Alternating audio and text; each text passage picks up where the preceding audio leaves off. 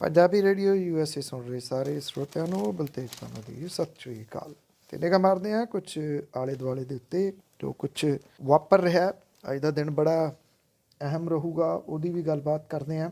ਕੋਵਿਡ-19 ਦੇ ਨਵਾਂ ਜਿਹੜਾ ਵੇਰੀਐਂਟ ਹੈ ਉਹ ਤੋਂ ਪੈਦਾ ਹੋਇਆ ਜਿਹੜਾ ਖਤਰਾ, ਉਹਨੂੰ ਵੇਖਦਿਆਂ ਹੋਇਆ ਸਰਕਾਰ ਨੇ ਕੰਟੇਨਮੈਂਟ ਜ਼ੋਨ ਦੇ ਉੱਤੇ ਸਰਗਰਮ ਨਿਗਰਾਨੀ, ਟੈਸਟਿੰਗ, ਹੌਟਸਪੌਟ ਦੀ ਨਿਗਰਾਨੀ, ਜਿਹੜੇ ਕਰੋਨਾ ਟੀਕਾਕਰਨ ਹੈ ਵਧਾਉਣ ਦੇ ਉੱਤੇ ਧਿਆਨ ਦੇਣ ਲਈ ਕਿਹਾ। ਧਿਆਨ ਨਹੀਂ ਦਿੱਤਾ ਜਾਂਦਾ ਵੈਸੇ। ਸੱਜਰੇ ਜਿਹੜੇ ਇਹ ਜਾਰੀ ਕੀਤੇ ਗਏ ਨੇ ਹੁਕਮ, ਉਹਦੇ 'ਚ ਸਿਹਤ ਮੰਤਰਾਲੇ ਨੇ ਜਿਹੜੇ ਇੰਟਰਨੈਸ਼ਨਲ ਪੈਸੰਜਰ ਨੇ ਉਹਨਾਂ ਦੇ ਵਾਸਤੇ 14 ਦਿਨਾਂ ਦੀ ਯਾਤਰਾ ਹਿਸਟਰੀ ਸਾਂਝੀ ਕਰਨੀ ਲਾਜ਼ਮੀ ਕਰ ਦਿੱਤੀ ਹੈ।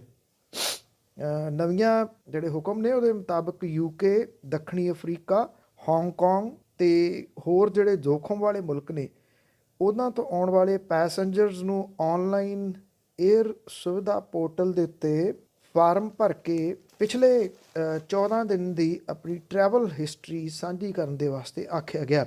ਔਰ ਜਿਹੜੀ ਸਰਕਾਰ ਨੇ ਕਰੋਨਾ ਵਾਇਰਸ ਦੇ ਇਸ ਨਵੇਂ ਵੇਰੀਐਂਟ ਓਮੀਕਰੋਨ ਦੇ ਸਾਹਮਣੇ ਆਉਣ ਦੇ ਨਾਲ ਜਿਹੜੀਆਂ ਫਲਾਈਟਸ ਦੁਬਾਰਾ 15 ਦਸੰਬਰ ਤੋਂ ਸਾਰੀਆਂ ਦੇ ਸਾਰੀਆਂ ਸ਼ੁਰੂ ਕਰਨੀਆਂ ਸੀਗੀਆਂ, ਉਹਦੇ ਉੱਤੇ ਮੁੜ ਕੇ ਗੌਰ ਕਰਨ ਦੀ ਗੱਲ ਕੀਤੀ ਆ। ਔਰ ਜਿਹੜੀਆਂ ਜੋਖਮ ਵਾਲੀ ਸ਼੍ਰੇਣੀ ਦੇ ਵਿੱਚ ਰੱਖੇ ਗਏ ਮੁਲਕਾਂ ਤੋਂ ਆਉਣ ਵਾਲੇ ਲੋਕਾਂ ਦੇ ਉੱਤੇ ਨਿਗਰਾਨੀ ਦੀ ਗੱਲ ਆਖੀ ਗਈ ਹੈ। ਜਿਹੜੇ ਇੰਟਰਨੈਸ਼ਨਲ ਪੈਸੰਜਰ ਆਉਣੇ ਆ, ਜਿਨ੍ਹਾਂ ਦੇ ਵਿੱਚ ਕੁਛ ਮੁਲਕ ਜਿਹੜੇ ਮੈਂ ਤੁਹਾਨੂੰ ਦੱਸਿਆ, ਉਹਦੇ ਵਿੱਚ 72 ਘੰਟੇ ਪੁਰਾਣੀ RC-PCR ਨੈਗੇਟਿਵ ਰਿਪੋਰਟ ਵੀ ਨਾਲ ਟੈਗ ਕਰਨੀ ਹੋਊਗੀ। ਉਧਰ ਸੂਬਿਆਂ ਅਤੇ ਯੂਨੀਅਨ ਟੈਰੀਟਰੀਜ਼ ਨੂੰ ਵੀ ਨਿਰਦੇਸ਼ ਦਿੱਤੇ ਗਏ ਆ ਕਿ ਜਿਹੜੇ ਇੰਟਰਨੈਸ਼ਨਲ ਪੈਸੰਜਰਸ ਨੇ ਉਹਨਾਂ ਦੀ ਨਿਗਰਾਨੀ, ਸੈਂਪਲ ਇਕੱਠੇ ਕਰਨ ਅਤੇ ਫਿਕਰਮੰਦੀ ਵਾਲੇ ਵਾਇਰਸ ਦੇ ਨਾਲ ਨਿੱਠਣ ਦੇ ਵਾਸਤੇ ਪ੍ਰਭਾਵੀ ਜਿਹੜੀ ਪਹੁੰਚ ਹੈ ਉਹਨੂੰ ਸਖਤੀ ਦੇ ਨਾਲ ਲਾਗੂ ਕੀਤਾ ਜਾਵੇ। ਉਧਰ ਅੱਜ ਸੰਸਦ ਦੇ ਵਿੱਚ ਜਿਹੜਾ ਸ਼ੁਰੂ ਹੋ ਰਿਹਾ ਸੈਸ਼ਨ, ਉਹ ਬੜਾ ਅਹਿਮ ਹੋਊਗਾ। ਸੰਸਦ ਦਾ ਸੈਸ਼ਨ ਉਂਝ ਵੈਸੇ ਹਮੇਸ਼ਾ ਅਹਿਮ ਹੁੰਦਾ। ਪਿਛਲਾ ਸੈਸ਼ਨ ਇੱਕ ਦਿਨ ਵੀ ਨਹੀਂ ਸੀ ਚੱਲਿਆ। ਪੈਗਾਸਸ ਵਾਲੇ ਮਾਮਲੇ ਦੇ ਉੱਤੇ, 3 ਖੇਤੀ ਕਾਨੂੰਨਾਂ ਵਾਲੇ ਮਾਮਲੇ ਦੇ ਉੱਤੇ ਜ਼ਬਰਦਸਤ ਵਿਰੋਧ ਦਾ ਸਾਹਮਣਾ ਸਰਕਾਰ ਨੂੰ ਕਰਨਾ ਪਿਆ ਸੀ। ਹੁਣ ਅੱਜ ਜਿਹੜਾ ਸੈਸ਼ਨ ਸ਼ੁਰੂ ਹੋ ਰਿਹਾ, ਇਹਦੇ ਵਿੱਚ ਸਭ ਤੋਂ ਅਹਿਮ ਪੱਖ ਤੇ ਜਿਹਦੇ ਉੱਤੇ ਨਿਗਾਹ ਰਹਿਣੀ ਆ ਉਹ ਆ ਤਿੰਨੋਂ ਖੇਤੀ ਕਾਨੂੰਨ ਰਸਮੀ ਤੌਰ ਦੇ ਉੱਤੇ ਰੱਦ ਕੀਤੇ ਜਾਣੇ। MSP ਗਰੰਟੀ ਵਾਲਾ ਕਾਨੂੰਨ ਬਣਾਉਣ, ਮਹਿੰਗਾਈ, ਕਰੋਨਾ ਵਾਇਰਸ, ਪੈਗਾਸਸ ਜਸੂਸ ਵਰਗੇ ਮੁੱਦਿਆਂ ਦੇ ਉੱਤੇ ਬਹਿਸ ਦੀ ਮੰਗ ਵਿਰੋਧੀ ਧਿਰਾਂ ਦੇ ਵੱਲੋਂ ਕੀਤੀ ਗਈ ਆ। ਇਹਦੇ ਵਿੱਚ ਜਿਹੜੀ ਆਲ ਪਾਰਟੀ ਮੀਟਿੰਗ ਸੱਦੀ ਗਈ, ਉਹਦੇ ਵਿੱਚ ਇਹ 3 ਖੇਤੀ ਕਾਨੂੰਨ ਨੂੰ ਰੱਦ ਕਰਨ ਵਾਲਾ ਬਿੱਲ ਪੇਸ਼ ਕੀਤਾ ਜਾਊਗਾ, ਇਹ ਏਜੰਡਾ ਸੀਗਾ। ਆਮ ਆਦਮੀ ਪਾਰਟੀ ਨੇ ਬੈਠਕ 'ਚੋਂ ਵਾਕਆਊਟ ਕੀਤਾ। ਤ੍ਰਿਣਮੂਲ ਕਾਂਗਰਸ ਨੇ BSF ਨੂੰ ਜ਼ਿਆਦਾ ਅਧਿਕਾਰ ਦੇਣ ਦਾ ਮਾਮਲਾ ਉਠਾਇਆ। ਉਂਝ ਵੈਸੇ ਜਿਹੜੀ ਕੇਂਦਰ ਦੀ ਸਰਕਾਰ ਹੈ ਉਹਦੇ ਵਾਸਤੇ ਥੋੜ੍ਹੀ ਤਸੱਲੀ ਬਖਸ਼ ਗੱਲ ਇਹ ਆ ਕਿ ਕਾਂਗਰਸ ਅਤੇ ਤ੍ਰਿਣਮੂਲ ਕਾਂਗਰਸ ਨੇ ਆਪਸ ਦੇ ਵਿੱਚ ਹੱਥ ਨਹੀਂ ਮਿਲਾਇਆ ਇਸ ਵਾਰੀ। ਪਿਛਲੀ ਵਾਰੀ ਇਹਨਾਂ ਨੇ ਰਲ ਕੇ ਵਿਰੋਧ ਕੀਤਾ ਸੀ ਅਤੇ ਸਰਕਾਰ ਦੇ ਨਾਸੀ ਧੂੰਆਂ ਲਿਆ ਛੱਡਿਆ ਸੀ। ਲੋਕ ਸਭਾ ਦੇ ਵਿੱਚ ਕਾਂਗਰਸ ਦੇ ਆਗੂ ਅਧੀਰ ਰੰਜਨ ਚੌਧਰੀ ਨੇ ਸਪੀਕਰ ਓਮ ਬਿਰਲਾ ਨੂੰ ਅਪੀਲ ਕੀਤੀ ਹੈ ਕਿ ਉਹ ਖੇਤੀ ਕਾਨੂੰਨਾਂ ਦੇ ਖਿਲਾਫ ਚੱਲ ਰਹੇ ਅੰਦੋਲਨ ਦੇ ਦੌਰਾਨ ਸ਼ਹੀਦ ਹੋਏ ਕਿਸਾਨਾਂ ਦੀ ਯਾਦ ਦੇ ਵਿੱਚ ਸੰਸਦ 'ਚ ਮਤਾ ਲੈ ਕੇ ਆਉਣ। ਕਾਂਗਰਸੀ ਆਗੂ ਨੇ ਲੋਕ ਸਭਾ ਦੀ ਕਾਰਵਾਈ ਠੀਕ ਤਰੀਕੇ ਨਾਲ ਚਲਾਉਣ ਲਈ ਧਾਰਾ 93 ਤਹਿਤ ਡਿਪਟੀ ਸਪੀਕਰ ਦੀ ਤਾਇਨਾਤੀ ਲਈ ਵੀ ਚਿੱਠੀ ਲਿਖੀ ਹੈ। ਇੱਕ ਹੋਰ ਚਿੱਠੀ ਦੇ ਵਿੱਚ ਓਮ ਬਿਰਲਾ ਤੋਂ ਸੰਸਦ ਦੀ ਕਾਰਵਾਈ ਦੀ ਆਜ਼ਾਦ ਅਤੇ ਨਿਰਪੱਖ ਕਵਰੇਜ ਲਈ ਮੀਡੀਆ 'ਤੇ ਲੱਗੀਆਂ ਪਾਬੰਦੀਆਂ ਹਟਾਉਣ ਦੀ ਮੰਗ ਕੀਤੀ ਗਈ ਹੈ। ਚਿੱਠੀ ਦੇ ਵਿੱਚ ਅਧੀਰ ਰੰਜਨ ਚੌਧਰੀ ਨੇ ਲਿਖਿਆ ਕਿ ਕਿਸਾਨਾਂ ਵੱਲੋਂ ਦੇਸ਼ ਲਈ ਦਿੱਤੇ ਗਏ ਬਲੀਦਾਨ ਲਈ ਉਹਨਾਂ ਨੂੰ ਸ਼ਰਧਾਂਜਲੀ ਦਿੱਤੀ ਜਾਣੀ ਚਾਹੀਦੀ ਹੈ। ਇਹ ਬੜਾ ਅਹਿਮ ਪੱਖ ਹੋਊਗਾ ਕਿਉਂਕਿ ਅੱਜ ਤੱਕ ਸੱਤਾਧਾਰੀ ਭਾਜਪਾ ਦੇ ਕਿਸੇ ਆਗੂ ਨੇ ਇਹਨਾਂ 700 ਤੋਂ ਉੱਪਰ ਸ਼ਹੀਦ ਹੋਏ ਕਿਸਾਨਾਂ ਦੇ ਬਾਰੇ 'ਚ ਇੱਕ ਅੱਖਰ ਵੀ ਨਹੀਂ ਬੋਲਿਆ। ਈਵਨ ਜਿਸ ਦਿਨ 19 ਤਰੀਕ ਨੂੰ ਇਹ 3 ਖੇਤੀ ਕਾਨੂੰਨ ਵਾਪਸ ਲਏ ਜਾਣ ਦਾ ਐਲਾਨ ਕੀਤਾ ਗਿਆ, ਉਸ ਦਿਨ ਵੀ ਇਹਨਾਂ ਕਿਸਾਨਾਂ ਦੇ ਬਾਰੇ 'ਚ ਕੁਛ ਨਹੀਂ ਬੋਲਿਆ ਗਿਆ। ਕਿਸਾਨਾਂ ਦੀਆਂ ਨਿਗਾਹਾਂ ਵੀ ਅੱਜ ਦੇ ਸੰਸਦ ਦੇ ਇਜਲਾਸ ਦੇ ਉੱਤੇ ਲੱਗੀਆਂ ਰਹਿਣਗੀਆਂ। ਉਂਝ ਵੈਸੇ ਕਿਸਾਨਾਂ ਨੇ 29 ਤਰੀਕ ਨੂੰ ਕੀਤਾ ਜਾਣ ਵਾਲਾ ਟਰੈਕਟਰ ਮਾਰਚ ਜਿਹੜਾ ਅੱਜ ਦਾ ਸੀਗਾ ਉਹਨੂੰ ਪੋਸਟਪੋਨ ਕੀਤਾ ਸੀਗਾ। ਕਿਸਾਨਾਂ ਦਾ ਇਹ ਕਹਿਣਾ ਸੀਗਾ ਕਿ ਜਦੋਂ ਇਹ ਪ੍ਰੋਗਰਾਮ ਉਲੀਕਿਆ ਗਿਆ ਸੀ ਉਦੋਂ ਅਜੇ 3 ਖੇਤੀ ਕਾਨੂੰਨ ਰੱਦ ਨਹੀਂ ਸਨ ਹੋਏ। ਉਧਰ ਰਾਕੇਸ਼ ਟਕੈਤ ਹੋਰਾਂ ਨੇ ਇਹ ਗੱਲ ਕਹਿਤੀ ਹੈ ਵੀ ਜਿਹੜੀ MSP ਦੇ ਬਾਰੇ ਦੇ ਵਿੱਚ ਗਰੰਟੀ ਕਾਨੂੰਨ ਲੈ ਕੇ ਆਓ, ਨਹੀਂ ਤਾਂ 26 ਜਨਵਰੀ ਤਾਂ ਫਿਰ ਆ ਰਹੀ ਹੈ। ਉਹਨਾਂ ਨੇ ਇਹ ਕਿਹਾ ਕਿ 26 ਜਨਵਰੀ ਨੂੰ ਅਸੀਂ ਫਿਰ ਟਰੈਕਟਰ ਰੋਸ ਰੈਲੀ ਕੱਢ ਲਾਂਗੇ। ਪੰਜਾਬ ਦੇ ਵਿੱਚ ਪੰਜਾਬ ਦੀ ਸਰਕਾਰ ਦਾ ਆਪਸੀ ਕਲੇਸ਼ ਕਿਸੇ ਤਣ ਪੱਤਣ ਲੱਗਣ ਦਾ ਨਾਮ ਨਹੀਂ ਲੈ ਰਿਹਾ। ਨਵਜੋਤ ਸਿੰਘ ਸਿੱਧੂ ਹੋਰੀ ਲਗਾਤਾਰ ਆਪਣੀ ਹੀ ਸਰਕਾਰ ਦੇ ਉੱਤੇ ਹਮਲਾਵਰ ਨੇ। ਨਵਜੋਤ ਸਿੰਘ ਸਿੱਧੂ ਹੋਰਾਂ ਨੇ ਹੁਣ ਨਸ਼ਿਆਂ ਬਾਰੇ ਜਿਹੜੀ STF ਹੈ ਉਹਦੀ ਰਿਪੋਰਟ ਦੇ ਮਾਮਲੇ ਦੇ ਵਿੱਚ ਮੁੜ ਕੇ ਚੰਨੀ ਸਰਕਾਰ ਦੇ ਉੱਤੇ ਸਵਾਲੀਆ ਚਿੰਨ੍ਹ ਖੜੇ ਕੀਤੇ ਆ। ਉਪ ਮੁੱਖ ਮੰਤਰੀ ਸੁਖਜਿੰਦਰ ਸਿੰਘ ਰੰਧਾਵਾ ਨੇ ਨਸ਼ਾ ਤਸਕਰੀ ਦੇ ਕੇਸਾਂ ਦੇ ਬਾਰੇ ਦੇ ਵਿੱਚ ਇੱਕ 3 ਮੈਂਬਰੀ ਕਮੇਟੀ ਦਾ ਗਠਨ ਕੀਤਾ ਹੈ, ਜਿਹਦੀ ਅਗਵਾਈ ਮੁੱਖ ਸਕੱਤਰ ਪੰਜਾਬ ਕਰਨਗੇ। ਸੁਖਜਿੰਦਰ ਸਿੰਘ ਰੰਧਾਵਾ ਹੋਰਾਂ ਨੇ 3 ਮੈਂਬਰੀ ਕਮੇਟੀ ਨੂੰ ਹਫ਼ਤੇ ਦੇ ਵਿੱਚ ਰਿਪੋਰਟ ਦੇਣ ਦੀ ਹਦਾਇਤ ਕੀਤੀ ਹੈ। ਉਂਝ ਰੰਧਾਵਾ ਨੇ ਆਪਣੇ ਹੁਕਮਾਂ ਦੇ ਵਿੱਚ ਇਹ ਸਵਾਲ ਵੀ ਕੀਤਾ ਕਿ ਕੀ STF ਵਾਲੇ ਕੇਸਾਂ ਦੇ ਵਿੱਚ ਕਾਰਵਾਈ ਲਈ ਜਾਣਬੁੱਝ ਕੇ ਦੇਰੀ ਕੀਤੀ ਗਈ ਹੈ। ਉਧਰ ਸ਼੍ਰੋਮਣੀ ਅਕਾਲੀ ਦਲ ਨੇ ਗ੍ਰਿਫਤਾਰੀਆਂ ਦੇ ਕੇ ਬਿਕਰਮ ਸਿੰਘ ਮਜੀਠੀਆ ਦੇ ਖਿਲਾਫ ਝੂਠਾ ਨਸ਼ੇ ਦਾ ਕੇਸ ਜਿਹੜਾ ਦਰਜ ਕਰਨ ਦੇ ਕਿਸੇ ਜਿਹੜੀ ਸੰਭਾਵਨਾ ਹੈ ਉਹਦੇ ਉੱਤੇ ਸਵਾਲ ਉਠਾਏ ਆ। ਅਕਾਲੀ ਦਲ ਇਹ ਕਿਉਂ ਸਵਾਲ ਉਠਾ ਰਿਹਾ? ਉਹ ਕਹਿੰਦੇ ਕਿ ਸਾਨੂੰ ਪਤਾ ਕਿ ਅਫਸਰਾਂ ਦੀ ਡਿਊਟੀ ਲਾਈ ਜਾ ਰਹੀ ਆ ਤੇ ਇਹ ਮਾਮਲਾ ਬਿਕਰਮ ਸਿੰਘ ਮਜੀਠੀਆ ਦੇ ਉੱਤੇ ਦਰਜ ਕੀਤਾ ਜਾ ਸਕਦਾ।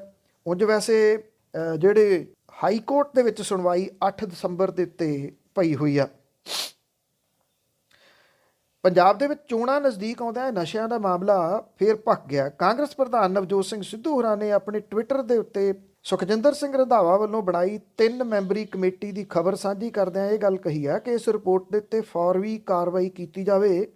ਉਹਨਾਂ ਇਹ ਵੀ ਕਿਹਾ ਕਿ ਜੇ ਇਸ ਰਿਪੋਰਟ ਦੇ ਵਿੱਚ ਕੁਝ ਨਹੀਂ ਹੈ ਤਾਂ ਕੈਪਟਨ ਅਮਰਿੰਦਰ ਸਿੰਘ ਜ਼ਿੰਮੇਵਾਰ ਹੋਣਗੇ, ਜੇ ਕੁਝ ਹੈ ਤਾਂ ਫੌਰੀ ਐਕਸ਼ਨ ਲਿਆ ਜਾਵੇ। ਉਧਰ ਜਿਹੜੇ ਪੰਜਾਬ ਦੇ ਆਮ ਆਦਮੀ ਪਾਰਟੀ ਦੇ ਪ੍ਰਧਾਨ ਨੇ ਭਗਵੰਤ ਮਾਨ ਹੋਰਾਂ ਨੇ ਨਸ਼ਾ ਤਸਕਰੀ ਮਾਮਲੇ ਦੇ ਵਿੱਚ ਗ੍ਰਹਿ ਮੰਤਰੀ ਸੁਖਜਿੰਦਰ ਸਿੰਘ ਰੰਧਾਵਾ ਦੇ ਵੱਲੋਂ ਗਠਿਤ ਕੀਤੀ ਗਈ ਇੱਕ ਹੋਰ ਕਮੇਟੀ ਨੂੰ ਸਿਰੇ ਦੀ ਹਨੇਰਗਰਦੀ ਕਰਾਰ ਦਿੱਤਾ। ਉਹਨਾਂ ਨੇ ਇਹ ਗੱਲ ਕਹੀ ਹੈ ਕਿ ਸੁਖਜਿੰਦਰ ਸਿੰਘ ਰੰਧਾਵਾ ਹੋਰੀ ਨਸ਼ਾ ਤਸਕਰੀ ਦੇ ਵਿੱਚ ਬਦਨਾਮ ਵੱਡੀਆਂ ਮੱਛੀਆਂ ਨੂੰ ਬਚਾਉਣ ਲਈ ਕੈਪਟਨ ਅਮਰਿੰਦਰ ਸਿੰਘ ਦੇ ਨਕਸ਼ੇ ਕਦਮ ਦੇ ਉੱਤੇ ਤੁਰ ਰਹੇ ਨੇ ਤੇ ਸੂਬਾ ਸਰਕਾਰ ਦਾ ਮਨਸ਼ਾ ਇਸ ਮਾਮਲੇ ਨੂੰ ਹੋਰ ਉਲਝਾ ਦੇਣ ਦਾ ਹੈ। ਉਧਰ ਦੂਜਾ ਜਿਹੜਾ ਮਸਲਾ ਹੈ ਉਹ ਬੇਅਦਬੀ ਦੇ ਨਾਲ ਜੁੜਿਆ ਹੋਇਆ। ਤਾਂ ਅਕਾਲੀ ਦਲ ਅੰਮ੍ਰਿਤਸਰ ਦੇ ਵੱਲੋਂ ਬਰਗਾੜੀ ਦੇ ਵਿੱਚ ਸਿਮਰਨਜੀਤ ਸਿੰਘ ਮਾਨ ਹੋਰਾਂ ਦੀ ਅਗਵਾਈ ਦੇ ਵਿੱਚ ਪੰਥ ਗ੍ਰੰਥ ਤੇ ਕਿਸਾਨ ਬਚਾਓ ਬੈਨਰ ਦੇ ਹੇਠ ਇੱਕ ਇਕੱਠ ਕੀਤਾ ਗਿਆ। ਇਹਦੇ ਵਿੱਚ ਇਹ ਗੱਲ ਆਖੀ ਗਈ ਕਿ 2022 ਦੀਆਂ ਚੋਣਾਂ ਦੇ ਵਿੱਚ ਅਕਾਲੀ ਦਲ ਅੰਮ੍ਰਿਤਸਰ ਦੇ ਹੱਥ ਮਜ਼ਬੂਤ ਕਰਕੇ ਪੰਜਾਬ ਦੇ ਵਿੱਚ ਉਹਨਾਂ ਦੀ ਸਰਕਾਰ ਸਥਾਪਿਤ ਕੀਤੀ ਜਾਵੇ। ਸਿਮਰਨਜੀਤ ਸਿੰਘ ਮਾਨ ਹੋਰਾਂ ਨੇ ਇੱਥੇ ਇਹ ਗੱਲ ਕਹੀ ਕਿ ਸਾਕਾ ਨੀਲਾ ਤਾਰਾ, ਦਿੱਲੀ ਕਤਲੇਆਮ ਤੇ ਬੇਅਦਬੀ ਘਟਨਾਵਾਂ ਦੇ ਹਵਾਲਿਆਂ ਦੇ ਨਾਲ ਸਮੇਂ ਦੀਆਂ ਹਕੂਮਤਾਂ ਨੂੰ ਸਿੱਖ ਵਿਰੋਧੀ ਗਰਦਾਨਿਆ। ਉਹਨਾਂ ਨੇ ਇਹ ਗੱਲ ਕਹੀ ਕਿ ਅਕਾਲੀ ਦਲ ਬਾਦਲ, ਭਾਜਪਾ ਤੇ ਕੈਪਟਨ ਸਰਕਾਰ ਬੇਅਦਬੀ ਦੀਆਂ ਘਟਨਾਵਾਂ ਦੇ ਉੱਤੇ ਪਰਦਾਪੋਸ਼ੀ ਕਰਦੀਆਂ ਰਹੀਆਂ ਨੇ ਤੇ ਚੰਨੀ ਸਰਕਾਰ ਦੀ ਕਾਰਗੁਜ਼ਾਰੀ ਹਾਲੇ ਭਵਿੱਖ ਦੇ ਵਿੱਚ ਲੁਕੀ ਹੋਈ ਹੈ। ਉਹਨਾਂ ਨੇ ਸ਼੍ਰੋਮਣੀ ਕਮੇਟੀ ਦੀਆਂ ਆਮ ਚੋਣਾਂ 'ਚ ਹੋ ਰਹੀ ਦੇਰੀ ਦੇ ਪਿੱਛੇ ਮੋਦੀ ਸਰਕਾਰ ਤੇ ਬਾਦਲਾਂ ਦੀ ਮਿਲੀ ਭੁਗਤ ਹੋਣ ਦੀ ਗੱਲ ਵੀ ਆਖੀ। ਉਹਨਾਂ ਨੇ ਕਿਸਾਨ ਅੰਦੋਲਨ ਦੀ ਜਿੱਤ ਦੇ ਉੱਤੇ ਵਧਾਈ ਦਿੱਤੀ ਤੇ ਹਮ ਖਿਆਲੀਆਂ ਦੇ ਸਹਿਯੋਗ ਦੇ ਨਾਲ ਪਿੰਡ-ਪਿੰਡ ਦੇ ਵਿੱਚ 5 ਮੈਂਬਰੀ ਗੁਰੂ ਕੀ ਫੌਜ ਬਣਾਉਣ ਦਾ ਸੱਦਾ ਦਿੱਤਾ। ਇਹ ਲੰਬੇ ਸਮੇਂ ਤੋਂ ਬਾਅਦ ਸੀ ਜਦੋਂ ਸਿਮਰਨਜੀਤ ਸਿੰਘ ਮਾਨ ਹੋਰਾਂ ਦੀ ਐਂਟਰੀ ਹੋਈ ਆ ਇਸ ਮਾਮਲੇ ਦੇ ਵਿੱਚ। ਜਿਉਂ ਬਰਗਾੜੀ ਮੋਰਚਾ ਚੁੱਕ ਲਿਆ, ਕਿਉਂਕਿ ਉਸ ਮੋਰਚੇ ਨੂੰ ਚੁਕਾਉਣ ਦੇ ਵਿੱਚ ਸਿਮਰਨਜੀਤ ਸਿੰਘ ਮਾਨ ਹੋਰਾਂ ਦਾ ਵੀ ਹੱਥ ਸੀ, ਤਾਂ ਉਦੋਂ ਬਾਅਦ ਸਿਮਰਨਜੀਤ ਸਿੰਘ ਮਾਨ ਹੋਰਾਂ ਨੇ ਕਦੀ ਕੋਈ ਇਕੱਠ ਵਗੈਰਾ ਨਹੀਂ ਕੀਤਾ। ਅੱਜ ਸ਼੍ਰੋਮਣੀ ਗੁਰਦੁਆਰਾ ਪ੍ਰਬੰਧਕ ਕਮੇਟੀ ਦੇ ਪ੍ਰਧਾਨ ਤੇ ਬਾਕੀ ਅਹੁਦੇਦਾਰਾਂ ਦੀ ਚੋਣ ਹੋਊਗੀ। ਇਹਦੇ ਵਿੱਚ ਸ਼੍ਰੋਮਣੀ ਕਮੇਟੀ ਦੇ ਮੈਂਬਰਾਂ ਨੇ ਪ੍ਰਧਾਨ, ਸੀਨੀਅਰ ਤੇ ਜੂਨੀਅਰ ਮੀਤ ਪ੍ਰਧਾਨ ਤੇ ਜਨਰਲ ਸਕੱਤਰ ਦੇ ਅਹੁਦੇ ਦੇ ਉਮੀਦਵਾਰ ਚੁਣਨ ਦੇ ਸਾਰੇ ਹੱਕ ਸੁਖਬੀਰ ਸਿੰਘ ਬਾਦਲ ਨੂੰ ਦਿੱਤੇ। ਇਹ ਹਰ ਸਾਲ ਹੀ ਹੁੰਦਾ। ਅਕਾਲੀ ਦਲ ਦੇ ਕਿਸੇ ਆਗੂ ਤੋਂ ਪੁੱਛ ਲਓ, ਸੁਖਬੀਰ ਸਿੰਘ ਬਾਦਲ ਹੋਰਾਂ ਤੋਂ ਪੁੱਛ ਲਓ, ਪ੍ਰਕਾਸ਼ ਸਿੰਘ ਬਾਦਲ ਹੋਰਾਂ ਤੋਂ ਪੁੱਛ ਲਓ, ਉਹ ਇਹ ਕਹਿਣਗੇ ਨਹੀਂ ਸਾਡਾ ਕੋਈ ਲੈਣਾ ਦੇਣਾ ਨਹੀਂ ਹੈਗਾ ਸ਼੍ਰੋਮਣੀ ਕਮੇਟੀ ਦੇ ਨਾਲ। ਉਹ ਤਾਂ ਇੱਕ ਇੰਡੀਪੈਂਡੈਂਟ ਸੰਸਥਾ ਹੈ, ਉਹ ਆਪਣੇ ਤੌਰ ਦੇ ਉੱਤੇ ਕੰਮ ਕਰਦੀ ਹੈ। ਆ ਇੰਡੀਪੈਂਡੈਂਟ ਸੰਸਥਾ ਹੈ ਜੀ। ਸਾਰੇ ਹੱਕ ਜਿਹੜੇ ਸੁਖਬੀਰ ਸਿੰਘ ਬਾਦਲ ਹੋਰਾਂ ਨੂੰ ਫੇਰ ਦਿੱਤੇ ਆ, ਤੇ ਇਹ ਮੈਂਬਰ ਉੱਥੇ ਪਰਚੀ ਚੁੱਕਣਗੇ ਤੇ ਪਰਚੀ ਦੇ ਵਿੱਚੋਂ ਨਾਮ ਜਿਹੜਾ ਉਹ ਕਿਹਦਾ ਨਿਕਲੂਗਾ, ਇਹਦੇ ਬਾਰੇ ਇਹ ਕਿਹਾ ਜਾ ਰਿਹਾ ਕਿ ਅੱਜ ਹੋਣ ਵਾਲੀਆਂ ਚੋਣਾਂ ਦੇ ਵਿੱਚ ਚਰਚਾ ਤਾਂ ਕਈ ਨਾਵਾਂ ਦੀ ਚੱਲ ਰਹੀ ਹੈ। ਸਾਬਕਾ ਪ੍ਰਧਾਨ ਕਿਰਪਾਲ ਸਿੰਘ ਬਡੂਗਰ ਦੇ ਨਾਮ ਦੀ ਵੀ ਚਰਚਾ ਚੱਲੀ ਜਾਂਦੀ ਹੈ। ਪਰ ਇਹਦੇ ਨਾਲ ਨਾਲ ਇਹ ਵੀ ਕਿਹਾ ਜਾ ਸਕਦਾ ਹੈ ਕਿ ਸ਼੍ਰੋਮਣੀ ਗੁਰਦੁਆਰਾ ਪ੍ਰਬੰਧਕ ਕਮੇਟੀ ਦੀਆਂ ਇਹਨਾਂ ਜਿਹੜੀਆਂ ਚੋਣਾਂ ਨੇ ਉਹਦੇ ਵਿੱਚ ਪ੍ਰਧਾਨ ਕੌਣ ਬਣਦਾ ਹੈ, ਇਹ ਤਾਂ ਸੁਖਬੀਰ ਸਿੰਘ ਬਾਦਲ ਹੋਰਾਂ ਦੀ ਪਰਚੀ ਹੀ ਦੱਸੂਗੀ ਕਿ ਇਸ ਵਾਰੀ ਇਹ ਤਾਜ ਕਿਹਦੇ ਸਿਰ ਦੇ ਉੱਤੇ ਟਿਕਦਾ। ਪੰਜਾਬ ਸਰਕਾਰ ਜਿਹੜੀ ਕਿ ਇਸ ਵੇਲੇ ਉਹਨੂੰ ਸਿਰਫ ਐਲਾਨ ਵਾਲੀ ਸਰਕਾਰ ਕਿਹਾ ਜਾ ਰਿਹਾ, ਜਾਂ ਐਲਾਨ ਹੀ ਐਲਾਨ ਕੀਤੇ ਜਾ ਰਹੇ ਨੇ। ਬੜੇ ਵੱਡੇ ਵੱਡੇ ਹੋਰਡਿੰਗਸ ਹਜ਼ਾਰਾਂ ਦੀ ਗਿਣਤੀ ਦੇ ਵਿੱਚ ਪੰਜਾਬ ਦੇ ਹਰ ਜਗ੍ਹਾ ਦੇ ਉੱਤੇ ਲੱਗੇ ਹੋਏ ਨਜ਼ਰ ਆਉਂਦੇ ਆ। ਇਹਨਾਂ ਦੇ ਵਿੱਚ ਚਰਨਜੀਤ ਸਿੰਘ ਚੰਨੀ ਹੋਰਾਂ ਨੂੰ ਹੀ ਜ਼ਿਆਦਾ ਉਭਾਰਿਆ ਜਾ ਰਿਹਾ। ਜਿਵੇਂ ਕੈਪਟਨ ਅਮਰਿੰਦਰ ਸਿੰਘ ਹੋਰਾਂ ਦੀ ਸਰਕਾਰ ਦੇ ਵੇਲੇ ਸਿਰਫ ਕੈਪਟਨ ਅਮਰਿੰਦਰ ਸਿੰਘ ਹੋਰਾਂ ਦੀ ਫੋਟੋ ਹੁੰਦੀ ਸੀ। ਉਂਝ ਵੈਸੇ 17 ਦੀਆਂ ਜਿਹੜੀਆਂ ਚੋਣਾਂ ਲੜੀਆਂ ਸੀਗੀਆਂ, ਕਾਂਗਰਸ ਨੇ ਕੈਪਟਨ ਅਮਰਿੰਦਰ ਸਿੰਘ ਹੋਰਾਂ ਦੇ ਨਾਮ 'ਤੇ ਹੀ ਲੜੀਆਂ ਸੀ। ਸ਼ਾਇਦ ਪਹਿਲਾਂ ਜਿਹੜਾ ਕਾਂਗਰਸ ਇਹ ਸਮਝਦੀ ਸੀ ਕਿ ਉਹਨੇ ਚੋਣਾਂ ਚਰਨਜੀਤ ਸਿੰਘ ਚੰਨੀ ਹੋਰਾਂ ਦੇ ਨਾਂ 'ਤੇ ਲੜਨੀਆਂ ਨੇ, ਸ਼ਾਇਦ ਇਸ ਕਰਕੇ ਸਾਰੇ ਇਸ਼ਤਿਹਾਰਾਂ ਦੇ ਵਿੱਚ ਚਰਨਜੀਤ ਸਿੰਘ ਚੰਨੀ ਹੋਰਾਂ ਦਾ ਹੀ ਜ਼ਿਕਰ ਸੀ। ਪੰਜਾਬ ਦਾ ਚੰਨੀ ਨੇ ਆਹ ਕੀਤਾ, ਘਰ ਘਰ ਦੇ ਵਿੱਚ ਚੱਲੀ ਗੱਲ, ਚੰਨੀ ਮਸਲੇ ਹੱਲ ਕਰਦਾ। ਇਹ ਹੌਲੀ ਹੌਲੀ ਹੁਣ ਜਿਹੜੇ ਬੋਰਡ ਨੇ ਉਹਨਾਂ ਦੀ ਸ਼ਬਦਾਵਲੀ ਬਦਲੀ ਗਈ ਆ। ਜਿਹੜੀ ਹੁਣ ਨਵੀਂ ਸ਼ਬਦਾਵਲੀ ਬਦਲੀ ਗਈ ਆ ਉਹਦੇ ਵਿੱਚ ਚੰਨੀ ਕਰਦਾ ਮਸਲੇ ਹੱਲ ਕੱਢ ਦਿੱਤਾ ਗਿਆ, ਔਰ ਹੁਣ ਇਹਦੀ ਜਗ੍ਹਾ ਦੇ ਉੱਤੇ ਸ਼ਬਦ ਪੰਜਾਬ ਸਰਕਾਰ ਮਸਲੇ ਹੱਲ ਕਰਦੀ ਇਹ ਕਰ ਦਿੱਤਾ ਗਿਆ। 40,000 ਤੋਂ ਵੱਧ ਇਸ਼ਤਿਹਾਰ ਜਿਹੜੇ ਬੋਰਡ ਨੇ ਇਹ ਪੰਜਾਬ ਦੇ ਵਿੱਚ ਲਾਏ ਗਏ ਆ।